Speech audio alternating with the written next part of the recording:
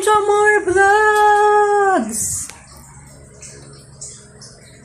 So what's up guys? So gagawa tayo guys ngayon ng French toast guys. Baked French toast yung gagawin natin.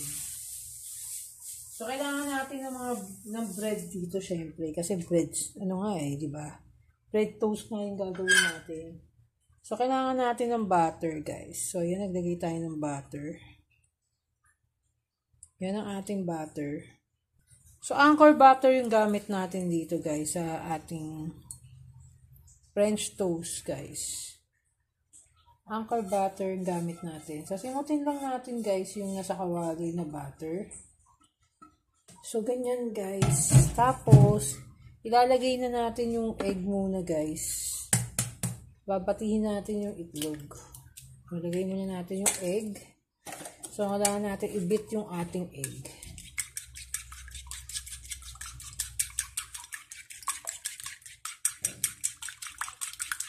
So, ayan.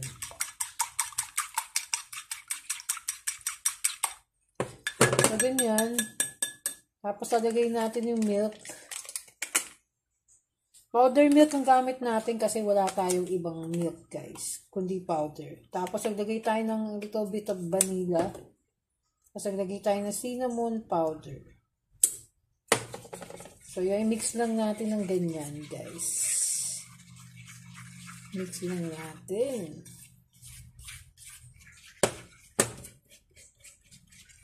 So, ayan na, mix na.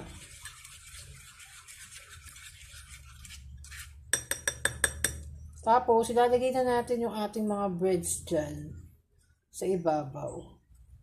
So, invento lang natin to guys, ha? Invento lang tayo, guys. Tingnan natin kung ano yung magiging resulta nitong ating French toast. Baked French toast. Kasi maliit lang ilalagyan natin, guys. Kaya maliit lang yung gagawin natin. Kasi nga, wala naman tayong oven kasi, guys.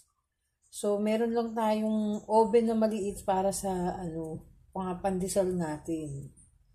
So, ayan lang. Ganyan lang muna. So, baka tumapon yan. So, ganyan. So, may milk yan, di ba? So, yan, guys. So, dagdagan pa natin, guys, ng bread. Pwedeng gamitin dito yung mga bread na luma na, guys. Yung mga tinapay, yung mga excess ng tinapay dyan, pwede. So, ayan. So, may milk yan, di ba? So, yan. Ready na natin i-oven to, guys. Oven na natin siya. Tapos ngayon, guys, gumagawa tayo ng ating sugar. Yung i-coat natin dun sa ating French toast. Yan. Sugar arnibal, guys. Gumagawa tayo ng arnibal. So, yan. Pakuluin lang natin yan. Paglaputin lang natin yan. At meron na tayong arnibal. So, ito yung ating arnibal doon na ilalagay doon sa ating French toast. Yan, guys. Lumalapot na siya, guys. Ang ating arnibal. So, ilalagay natin ito mamaya. Palaputin lang natin ito. Tapos, mamaya ilalagay natin siya doon sa ating French toast na binibake na yan. Yan. Palalaputin lang natin ito.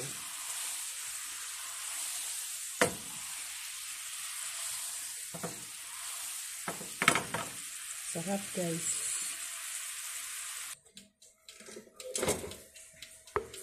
So, ayan, guys, ang ating baked French toast, guys. Konting na lang, guys. Luto na siya. So, ito na, guys, ang ating baked French toast, guys. Nakita nyo? Ang bango, ang sarap na amoy niya, guys. So, lalagyan na natin siya ng ating sugar.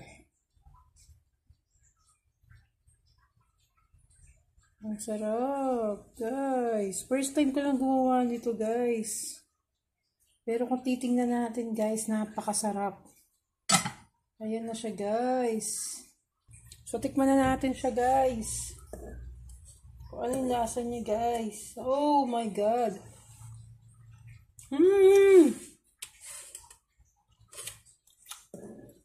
Hello, guys. Ang sarap niya.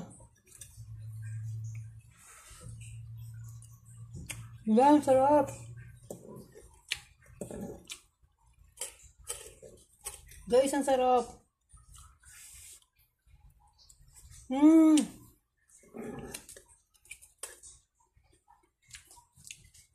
Guys, napakasarap guys. Napakasarap ng gawa natin guys. So,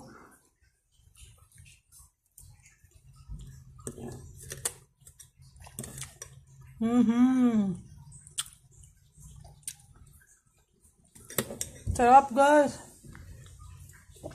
Gawa na rin kayo dyan guys. Sabu.